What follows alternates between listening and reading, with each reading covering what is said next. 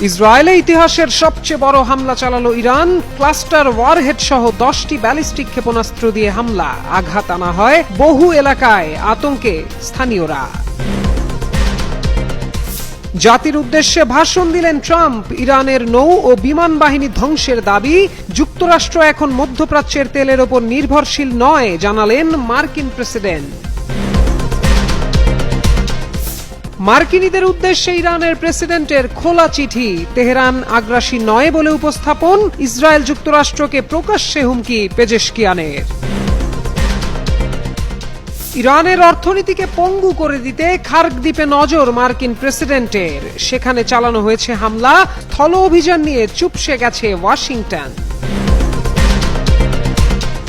53 বছর পর আবারও চাঁদের পথে মানুষ। করবে পানি আর অক্সিজেনের সন্ধান। ফ্লোরিডার কেনেডি স্পেস সেন্টার থেকে শুরু হয় অভিযান, চলে লাইভ সম্প্রচার।